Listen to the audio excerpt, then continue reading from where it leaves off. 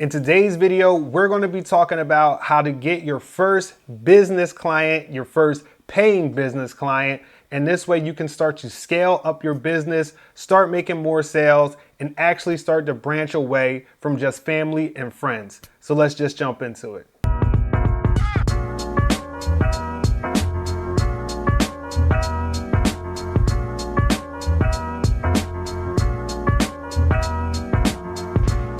What's going on, everybody? Welcome back to the channel. If you're new here, my name is Jonathan Moore. I'm a creative entrepreneur and I have a video production company, and I like to make videos like these for other creatives out there who are trying to build a life on their terms and get it how they live. So if that sounds like something that you're into, feel free to check out some of the other videos on my channel and even consider subscribing. So as I mentioned earlier, the topic of this video is going to be talking about getting your first paid business client. Now, there's two ways that you can go about doing this. I'm assuming that we're at the point where you're branching off from family and friends, doing a wedding for a friend here or taking some pictures for a relative over there, and you're actually wanting to start targeting businesses so this way you can increase the revenue in your business and actually make more sales. Now, from my experience, there's two ways that you can go about doing this. You have a free route, and then you have what I like to call the paid route. So when it comes to which route you should be taking, that all depends on this simple question right here. How much work do you actually have in your portfolio? And I'm talking about the type of work that you will be comfortable showing a potential business client. Now, if the answer is that you have about at least 3 to 5 pieces of work in your portfolio that you would be comfortable showing to a business client, then you want to go the paid route.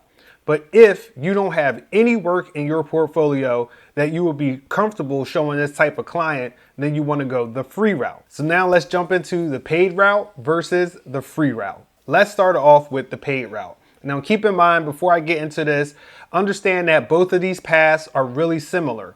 But when I say paid route, basically what I mean is that you're not going to be doing work for free. You're going to be looking to get paid right off the jump. So the easiest way to scale up your business when you're going the paid route is to actually do networking. So when I say networking, I'm really specifically talking about going to networking events where you're going to meet different people, sales reps, business owners, and you can promote your products and your services. Now, networking events can be hit and miss. A lot of times you're going to meet people who don't need your services at all. But then there are going to be times when you run into those few people who are going to be looking for your exact products and services. Networking events are a good way to connect people and just let them know that, hey, this is what I do, this is who I am.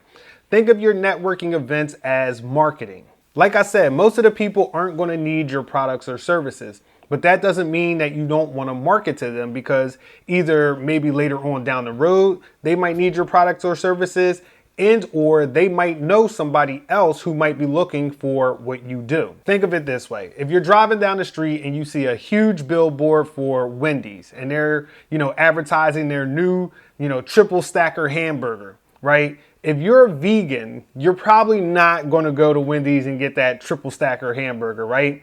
But they're still marketing to you. They're still letting you know what it is that they do.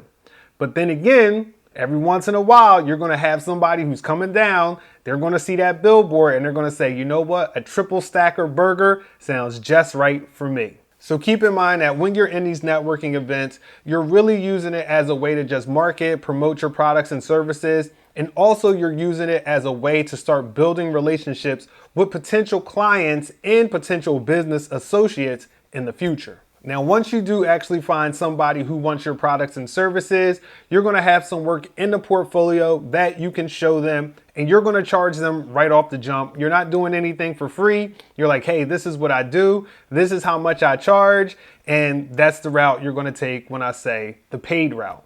Now, the next route is the free route, okay? And now the free route means that you don't have anything in the portfolio, or at least anything that you would feel comfortable showing a business client. So when it comes to the free route, it's actually pretty easy to get started, right? As opposed to the paid route, which might take a little bit more time to generate a sale. With the free route, you're going to be getting work a little bit more quickly. The reason being is that you're going to go to a specific industry or a specific niche that you want to create content in. you're going to be approaching these different business owners and you're going to be offering your services for free. Now, offering your services for free is a really great way to get started because there's no risk to you and there's no risk to the business owner as well. They don't have to put out money to see if you know what you're doing. And also, if you don't deliver the best product possible, right? You're not in love with the end results.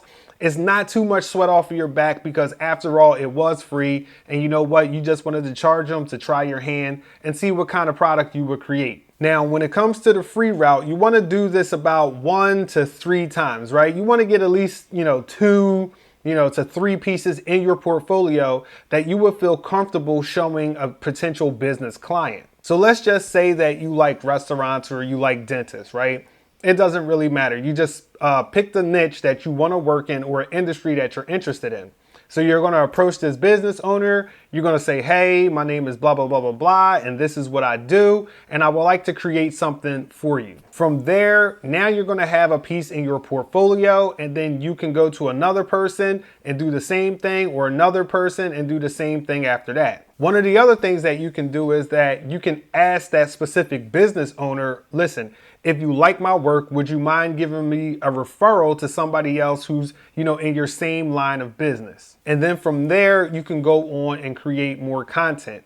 Now, once you have about 2 to 3 pieces that you feel really comfortable showing a potential client, at that point in time, I say stop the free work and start charging for your services. Because at that point in time, you have work that you can show the potential client, and you also prove that you can put together, a complete product and also deliver a great service. So that is the main differences between the paid route and the free route. One route, you're going to get paid right off of the jump, and the other route, you're going to work up to getting paid.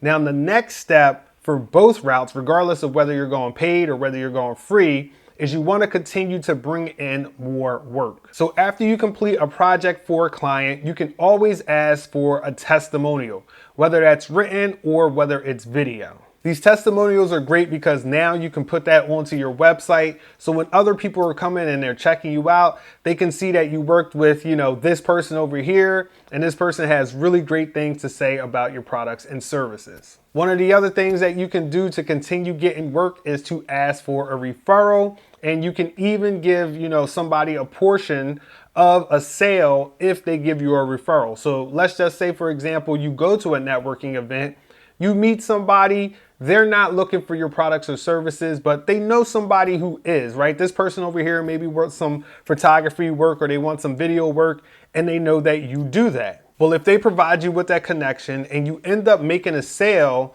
then there's nothing wrong with giving that person, a little finder's fee or a little commission, right? Because after all, they did bring that lead to you. And this is another great way to have other people go out and market for you, because now they see that by referring you, especially if you give a good product or service, let's remember that you got to give a good service and a good product that the customer is happy with. But if they see that you can deliver that, then they won't have any problem referring you more business, especially if they get a little kickback for doing so if you land that client. So those are my 2 ways about how you can go and get your first business client. If you like this video, make sure to give me a like, drop me a comment, let me know what's going on with you in your creative journey right now. What are some techniques that you are using to bring in new clients and land new business? So for all my people out there who are trying to build a life on their terms and get it how they live, this is your man, Jonathan Moore, and I'm signing out. Peace.